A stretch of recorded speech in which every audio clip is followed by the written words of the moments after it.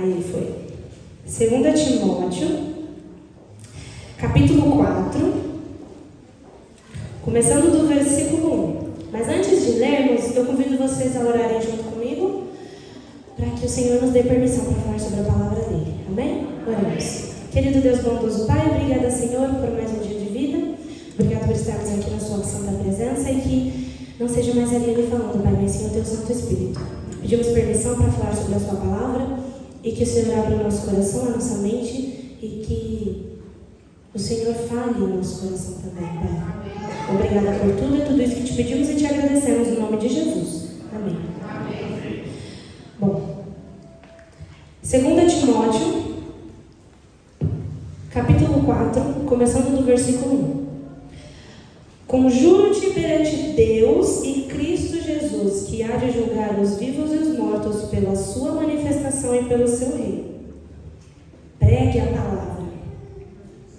Quer seja oportuno, quer não, corrige, repreende, exorta com toda longanimidade e doutrina. Pois haverá um tempo em que não suportarão a sã doutrina.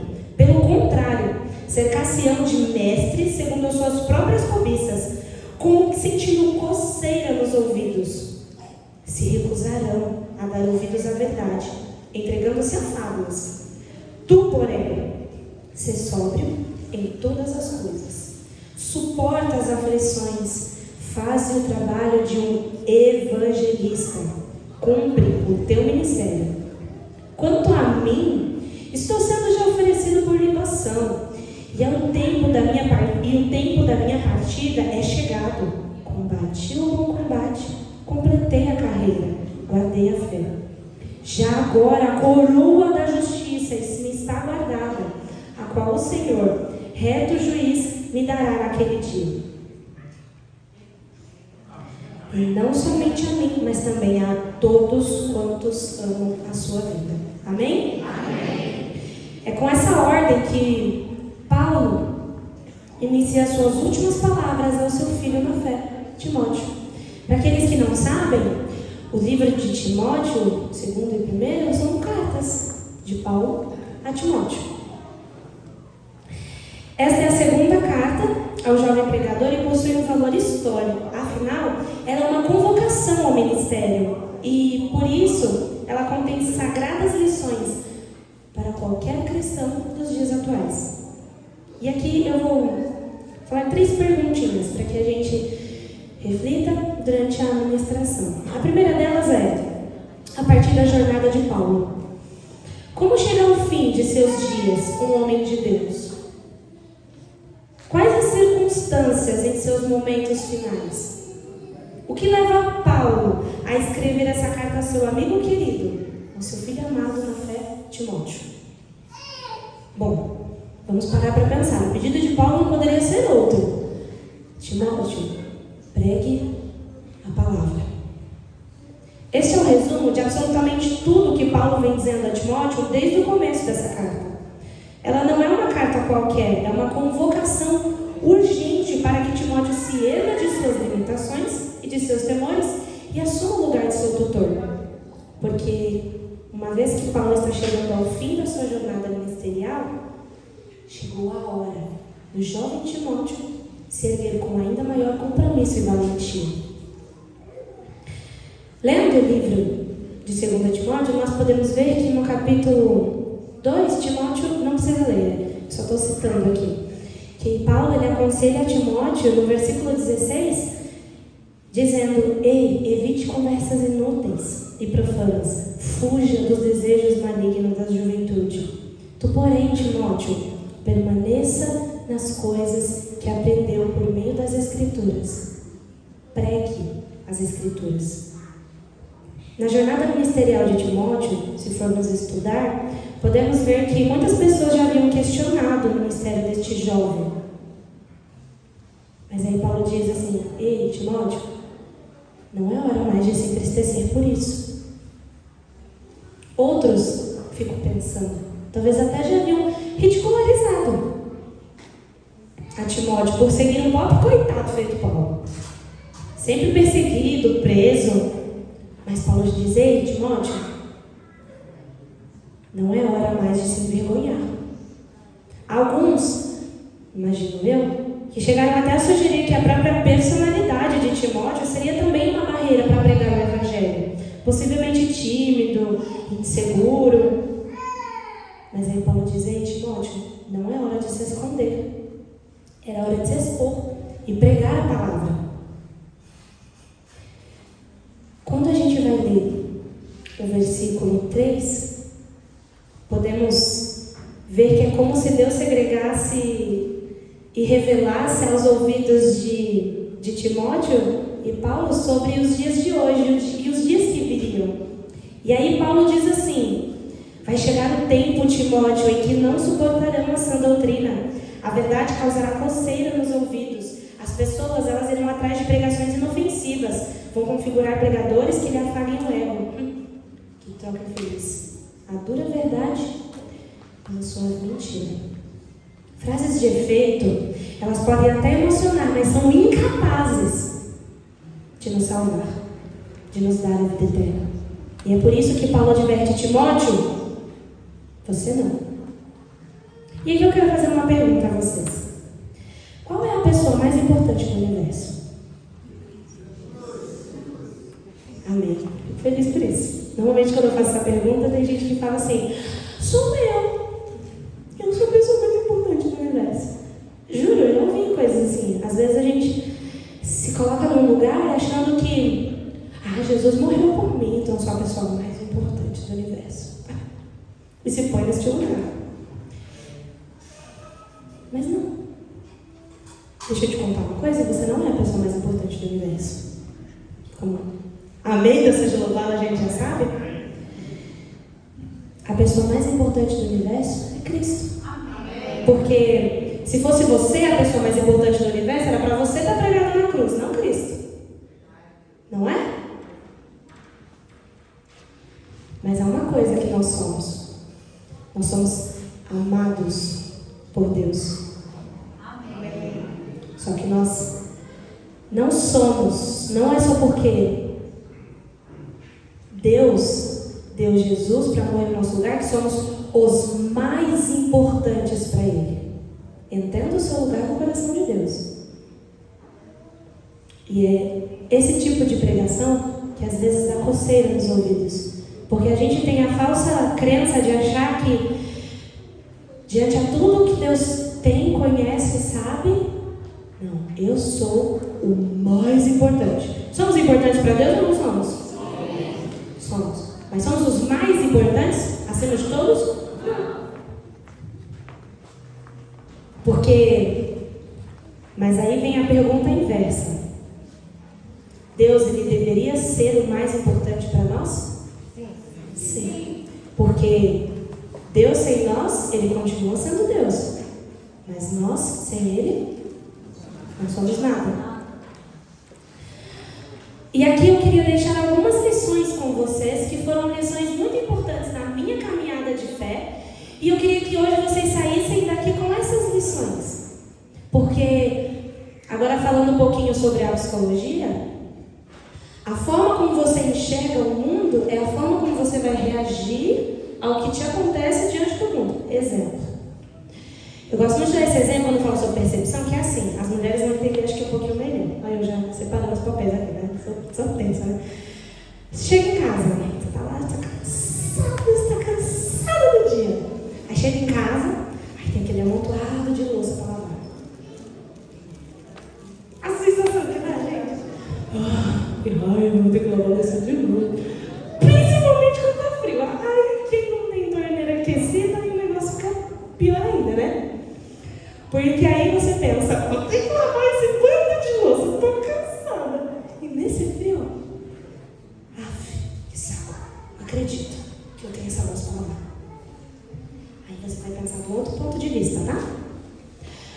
Ainda bem que eu tenho essa louça para lavar. Deus seja louvado. Porque isso significa que eu tive que comer hoje. Olha só. Percebe como o ponto de vista, ele muda totalmente o seu sentimento sobre aquela ação? Então assim, a partir do momento que você tem aquele contato, então o que você pensa faz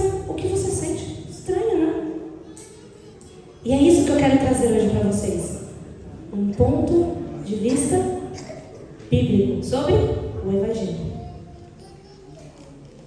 Amados, o maior objetivo de Cristo não é te salvar do pecado. Te choque por isso, mas não é te salvar do pecado. O maior objetivo de Cristo é te salvar das consequências que a separação entre você e ele ocasiona. Vou reformular a frase.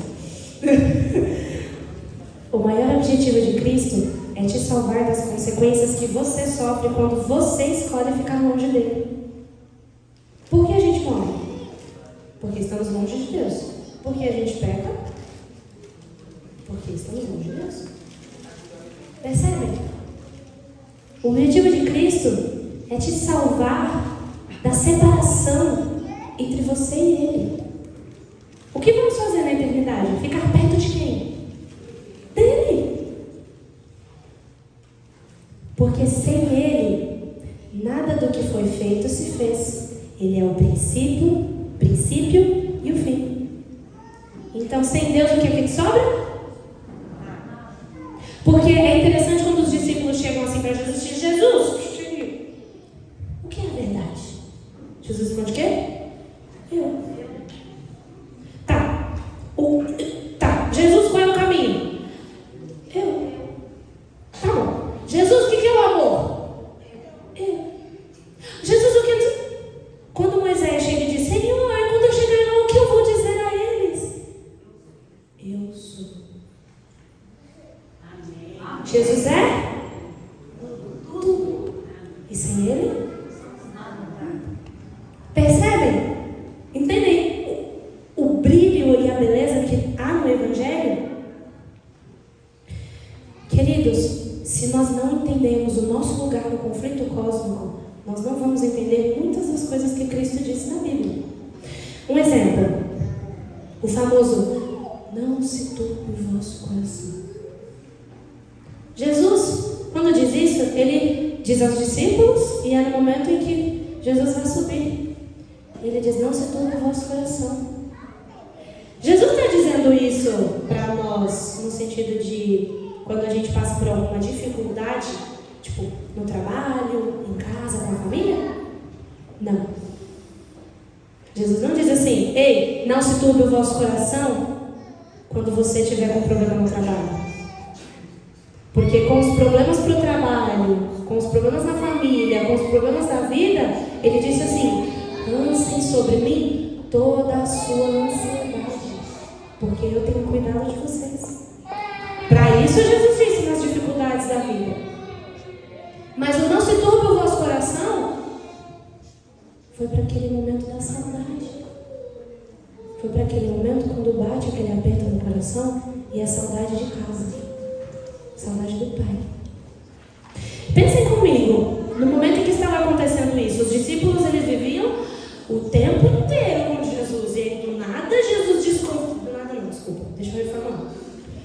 Os discípulos viviam o tempo inteiro com Jesus, e aí Jesus reconfigurou a vida dos discípulos todinha. Pedro era um pescador e agora teve que virar um pescador de homens. Jesus reconfigura a vida deles inteira. E aí de uma hora eu te falo: então galerinha, um beijo, eu tô subindo. Jesus não fala: o quê? Como assim? O senhor está indo embora? O senhor está indo embora? E aí Jesus diz o quê? Ei, não se turbe o vosso coração. Ingera o Consolador. E se você não entende isso, você não vai entender as coisas. Entendem que a gente precisa entender o nosso lugar no coração de Deus, o nosso lugar no conflito cósmico, para a gente entender muita coisa que Cristo diz?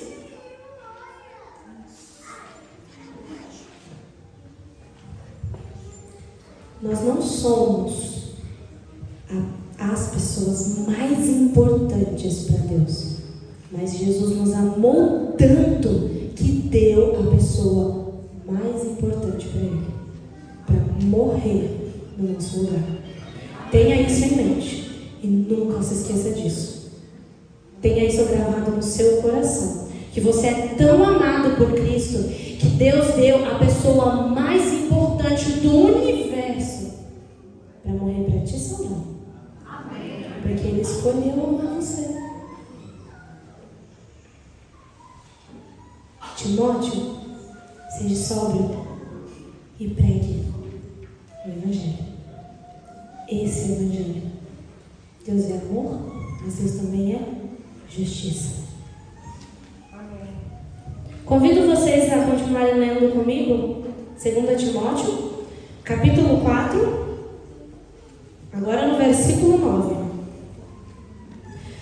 Procura-te vir comigo depressa, porque Demas, tendo amado o presente século, me abandonou.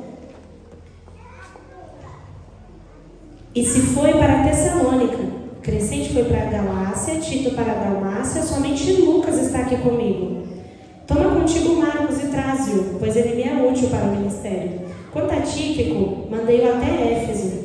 Quando vieres, traze a capa que deixei em Trode e em casa de Carpo, bem como os livros, e especialmente os pergaminhos. Nesse momento eu quero lhes fazer uma pergunta. Você quer esse Evangelho? Amém. Amém. Você quer esse Evangelho? Amém. Mas pensem comigo antes de dar a resposta. Veja o risco que Timóteo está correndo. Paulo diz assim para Timóteo: ei Timóteo, vem depressa. Abandone as suas frustrações, suas inseguranças. Não há tempo a perder com questões banais sobre aprovação. Nem espere lá que te aprovem tanto assim. Vem, depressa. Mas pensem comigo, por que é a pressa? Se prestarmos atenção, vai ter dois motivos aqui. Primeiro, Paulo vai dizer que Timóteo deveria se apressar porque Demas o abandonou. Amando o presente século o abandonou. Esse é o mesmo Demas que ele foi citado na carta dos Colossenses, ao lado de Lucas. Certamente ele foi um companheiro na jornada paulina. Depois ele também é citado novamente em Filemon, como um cooperador de Paulo. E aqui, Demas ele encerra sua jornada recebendo o pior dos adjetivos: fugindo. Pensem comigo. Se Demas abandonou o Evangelho por amar aquele século primitivo, eu lhes pergunto, quais seriam as nossas chances? Como me certificar de que eu também não seja tomado como um desses que cooperam na causa do Evangelho, mas fogem na hora da morte? Paulo, ele lembra a Timóteo, ainda nessa carta, que seu sucesso não estaria garantido pela força do seu próprio braço, mas na graça, no favor imerecido de Cristo. Foi por essa graça que Pedro bradou uma das afirmações mais lindas da fé, em João 6,68. Como eu poderia fugir? Para onde mais eu iria? Só tu tens as palavras de vida eterna. Mas aqui eu faço uma pergunta a vocês. Como Timóteo permaneceu? Mas aí a pergunta para nós é: como eu poderia permanecer?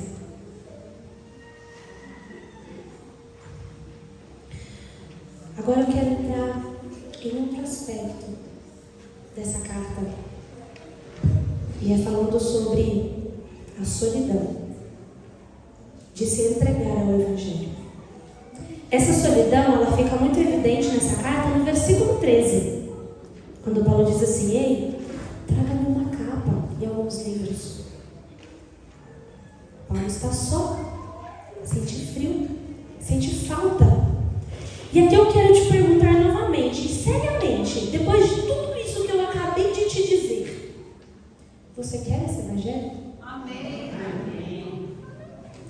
Talvez, vamos lá, talvez tenham mentido para você, dizendo e prometendo um Evangelho de clamor.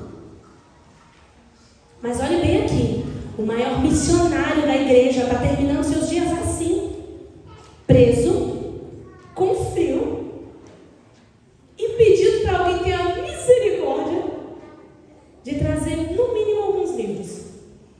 Lembre-se de Cristo na cruz, sentindo falta não de qualquer outra coisa, mas a falta do próprio Pai. E aqui eu pergunto seriamente, você quer esse Evangelho? Amém! Vamos lá. Mesmo sabendo que está correndo risco de tomar a mesma trilha de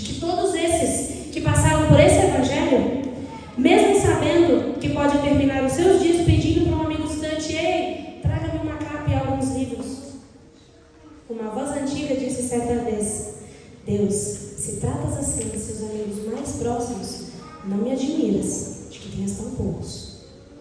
Esse é Paulo, chegando ao fim dos seus dias, sozinho, com frio e pedindo a misericórdia de outro alguém.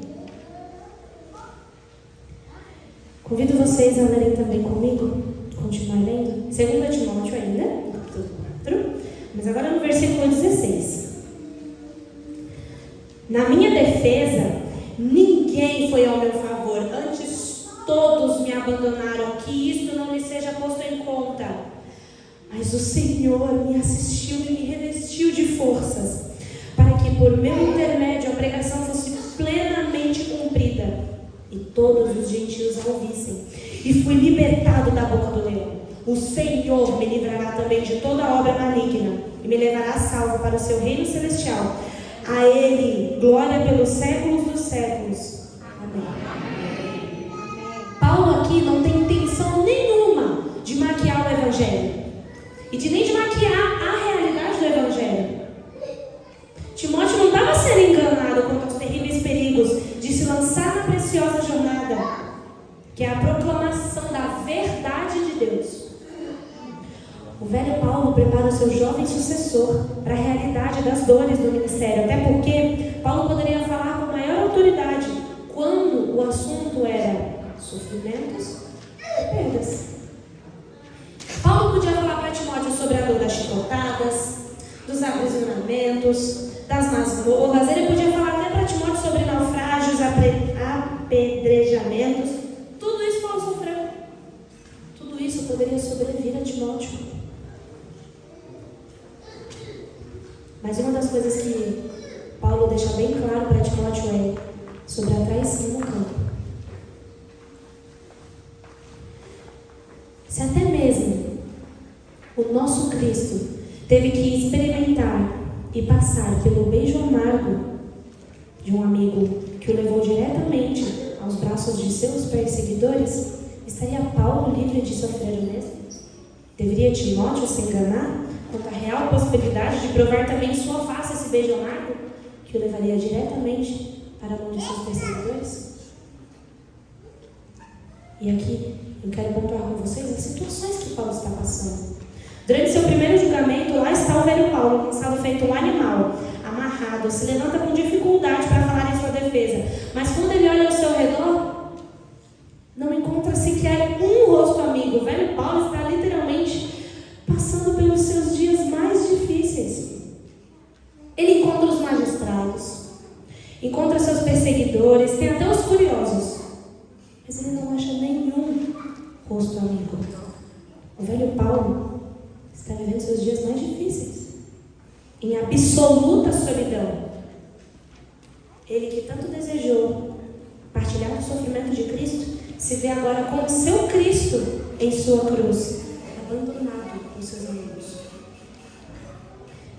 Quem de nós suportaria tal pressão? Sem amaldiçoar a si mesmo, sem desacreditar da sua própria jornada. Valeu a pena, Paulo? Vê bem aí ao seu redor. Gastou sua vida em favor de tanta gente, abraçou tanto por aí, e no dia da sua terrível dor, quantos estão aí para lhe devolver esse abraço? Valeu a pena, velho Paulo? E aqui eu volto a perguntar para você: você quer esse evangelho? Amém. Olhe bem para esse texto e me responda. Quer mesmo correr esse risco de chegar nos últimos dias de sua jornada como o velho Paulo, como seu Cristo? Olhe bem, se você começar a se envolver demais com esse negócio de igreja, de Cristo, de evangelho, vai ter que começar a perder algumas coisas também, que qualquer um considera de grande estima. Se seu envolvimento chegar até o pescoço, é possível que perca até alguns amigos. Talvez até aquela promoção tão sonhada, porque as ideias do evangelho, elas vão bagunçar um pouquinho a sua cabeça, de uma forma bem estranha a princípio. E você vai ter que configurar até a sua postura diante do mundo. Você pode chegar sim ao ponto de estar sozinho, escrevendo para algum amigo distante: ei, me envia uma capa, no nosso caso uma blusa de frio, me envia uma blusa de frio e alguns livros.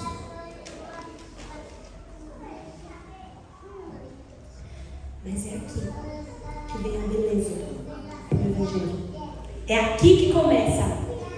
Meu jugo é suave e meu fardo é leve.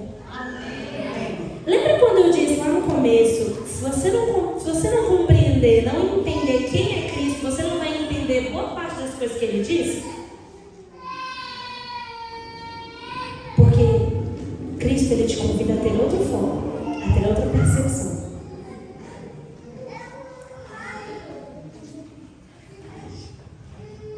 Enquanto os discípulos eles estavam olhando para a situação atual, Cristo estava os convidando para olhar para além daquilo que estava acontecendo. E é para isso que Ele nos convida. Esse Evangelho que todos nós aceitamos, ele pode nos fazer ficar sozinhos. Pode nos fazer passar por perseguições. Pode nos fazer ter que configurar a nossa postura diante das coisas. Mas esse Evangelho garante que não é possível de forma nenhuma que você chegue ao seu último dia sem a presença do mesmo Cristo que o encontrou, com o mesmo olhar compassivo que ele acolheu. Paulo continua o texto dizendo: mas o Senhor permaneceu ao meu lado e me deu forças para que por mim a mensagem fosse plenamente proclamada. O Senhor me livrará de toda obra maligna e me levará salvo para o seu reino celestial.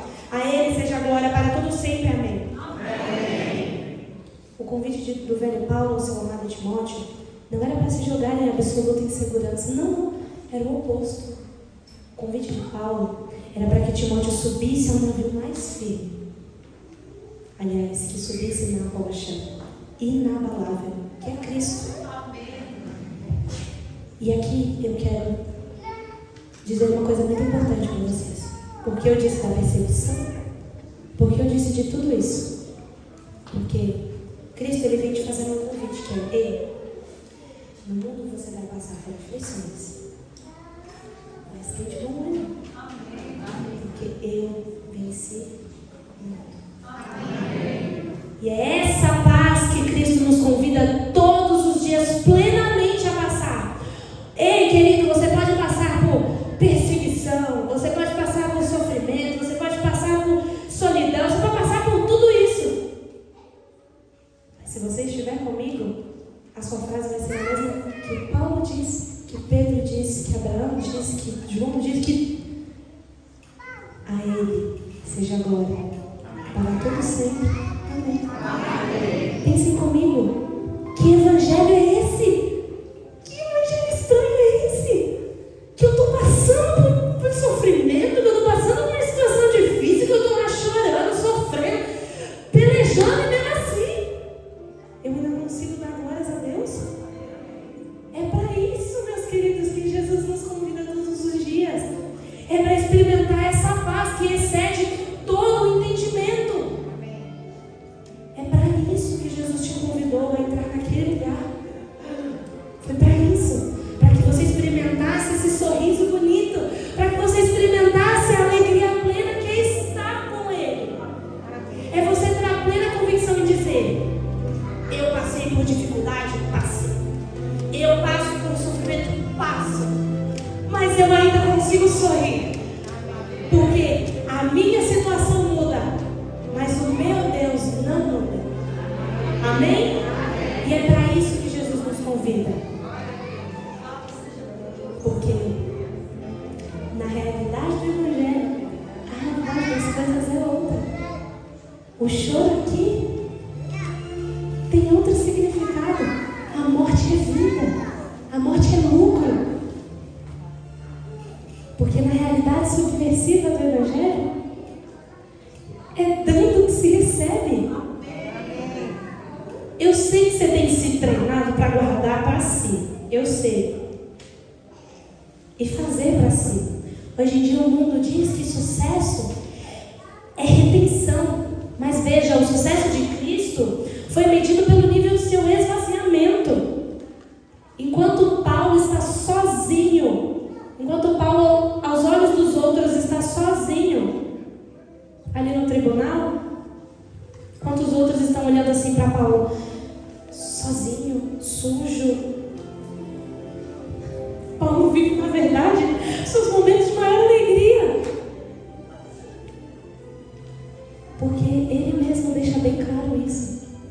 Deus me livrou. A Ele seja a glória. Paulo nunca esteve tão bem acolhido como em sua solidão. Porque na realidade do Evangelho, a realidade das coisas é outra. Paulo diz assim: ei, Timóteo, vai acontecer muita coisa, tá? Fique tranquilo.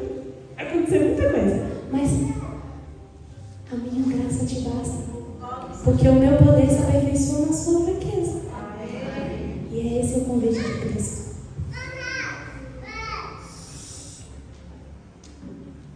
Estou chegando ao final do sermão e eu queria convidar os irmãos a lerem o último pedaço dessa carta. Prometo que estou terminando, tá, pastor? Gente, eu falo demais, viu? Se vocês me deixarem, eu fico a noite toda aqui. Mas vamos lá. 2 Timóteo, continuando no capítulo 4, versículo 19. Saúda Prisca e Áquila e a casa de Onesíforo. Erasto ficou em Corinto, quando a Trófimo deixei o doente em Mileto. Apressa-te a vir a mim antes do inverno. Eubulo te envia saudações. O mesmo fazem Prudente, Lino, Cláudia e os irmãos todos. O Senhor seja com o teu espírito. A graça seja convosco. Amém. Como chega ao fim de sua jornada um homem de Deus? Paulo chegou assim, aparentemente sozinho, mas nenhum gota de amargura. Antes, saudação e gratidão são exaladas por meio de suas palavras. Como chega ao fim de seus dias um homem de Deus? O que Paulo está se ocupando em fazer nos últimos momentos de sua jornada? Pensem comigo, se Deus chegasse assim para você e dissesse: você só tem um dia de vida. Pensa aí, o que você ia fazer? Eu só tenho um dia agora. Certeza que se errou esse dia, não vai vir. O que você faria? Amém? Amém? Amém, meu Deus, seja louvado. Não sou eu que vivo, mas Cristo vive em mim. Não sou eu que vivo, mas Cristo vive em mim. Essa deve ser a nossa esperança, porque Paulo, ele também não está se preocupando com ele. Paulo está fazendo aqui o que ele fez durante todo o seu ministério,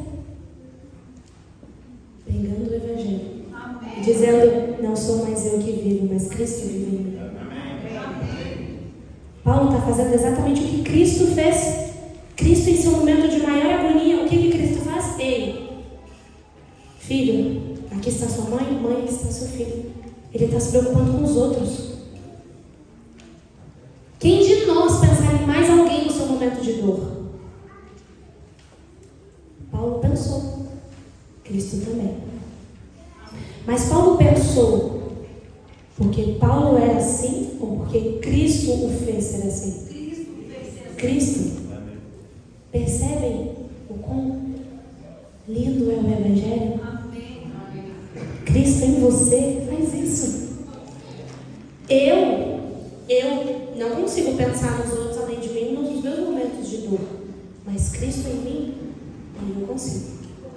Porque é Ele. Porque eu vivo por Ele.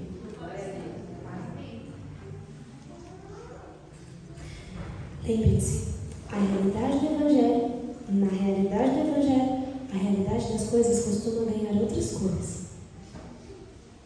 E Paulo, ele aconselha muito a Timóteo.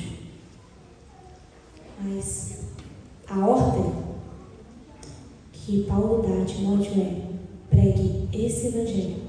Conte ao mundo que mesmo que você tenha riquezas, mesmo que você tenha sua família toda bem estruturada, mesmo que você tenha tudo isso, Paulo considerou isso perda de tempo, entre aspas. Se não tiver Cristo, de que valor isso tem? De que valor isso tem? Paulo, ele chega em Deus e fala assim: Senhor, quando era jovem, Paulo, quando era jovem, disse: Senhor, estou sofrendo com um espinho que me aferrou a alma. Aí Deus diz o quê? Não se reveste não. A minha graça te basta, porque o meu poder se aperfeiçoa na sua fraqueza. Timóteo, eu desejo exatamente isso a você. O favor imerecido dos céus, que certamente me abrirá os portões celestiais. Timóteo, que a graça seja com você. E ao dizer isso, descansou a pena do poeta. Descansou o apóstolo eternamente. Missão cumprida. seu ministério findou. Esse é o convite de Jesus para você hoje. Que você experimente essa paz. Que mesmo que o mundo caia, pode cair, que caia o mundo, mas eu posso dizer, estou em paz. Amém? Que hoje nós possamos ir para casa com essa esperança. E aqui eu faço a pergunta novamente. Você quer esse evangelho? Amém. Deus seja louvado. É esse evangelho que todos nós queremos. Amém. Porque na realidade do evangelho, a realidade das coisas é outra. E que a paz seja e Cristo seja o nosso maior objetivo. Porque o objetivo não é passar por momentos felizes aqui. Não é. O maior objetivo é voltar para casa. E lá, aí sim, aí acabou. Está consumado. Acabou toda essa luta. Aqui, o objetivo é ir para casa. É voltar para casa. Amém. Amém? Somos co-participantes do sofrimento de Cristo. Co-participantes do Sem sofrimento de nós Cristo. participaremos da sua glória. Amém? Eu não estava lá quando Eva pecou e herdei a culpa. Mas eu também não estava lá quando Cristo morreu e herdei a graça. Amém? Que o Espírito Santo toque ao seu coração e que você não se esqueça disso. Você não pensou em nada do que eu disse até agora, que eu disse muita coisa sua, mas você não pensou em nada, presta atenção agora, em nome de Jesus. Cristo te faz um convite. Eu não sei o que o mundo tem te oferecido. De coração, não sei, porque tem sido tão atraente. Mas Cristo te oferece algo muito melhor, que é a paz. A música que eu vou cantar agora se chama Vem para Jesus. É um convite.